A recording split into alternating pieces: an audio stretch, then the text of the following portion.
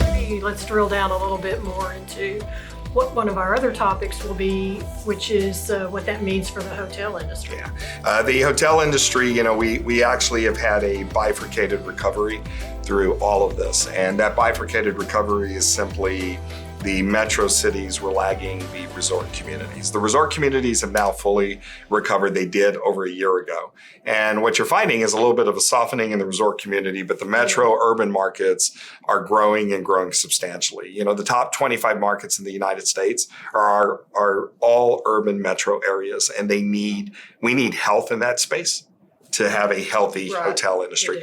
We finally have health in that space, and we're seeing it come back.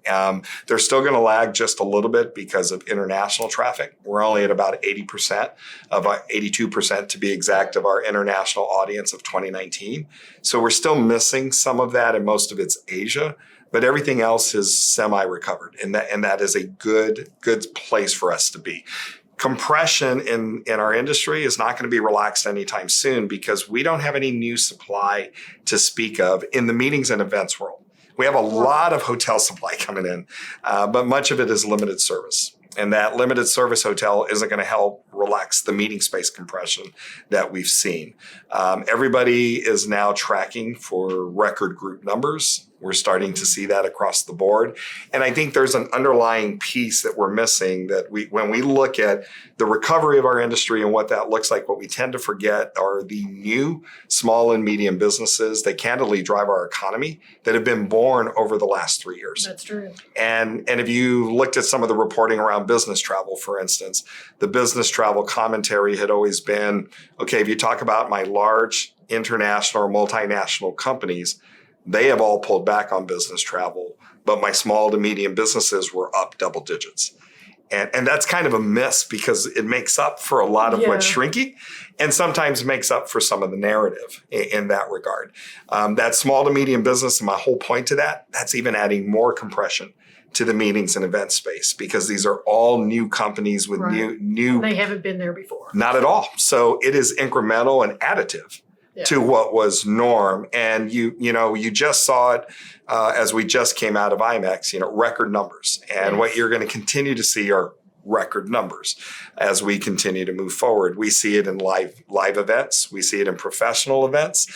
We see it in live music. Everywhere you turn, it is record attendance. And I go back to a point earlier. I think part of that is kind of embedded in us forever now. Because of we want the experiences. We do, and it was taken away from us where we could not do it. And I think there's that little bit of an innate fear as human beings that I don't know when it could be taken away again. Right. So I need to be able to enjoy it and take advantage of it as much as possible. One thing I'd be remiss if I didn't mention, this summer we saw a softness in domestic leisure demand. That softness specifically in the resort areas, we saw a softening, I should say. One of the things we did see is what we are now terming revenge international travel this past summer. And we had 2 million more Americans going out of the country than we had back in 2019. Most of it, surprisingly, I thought it would have been Europe. It's the Caribbean that grew. The Caribbean was up almost 18% to 2019 numbers. Why the Caribbean? If you think about beach resorts and you think about during that time frame, you could have gone to the Bahamas, but you had to test every 2 days. And by the way, if you tested positive, you were stuck for a while. That was a little bit of a challenge, but all that was taken away from us. And it's the summertime that we saw that. So when you say the Caribbean, why the Caribbean? Because you want to be in beach resorts in the summer. You tend not to basically hit Europe when it's been really hot in the summers. So you tend to do the beach. Now, Europe was up, but it was only up 5%. It was a surprise to me that the Caribbean was up 18%. But what makes sense now is the softening we saw, a little bit of softening in Florida, a little softening in the resort community. The resorts very much feel like the Caribbean. It's the same audience. So, but I only mention that because we think it's temporary.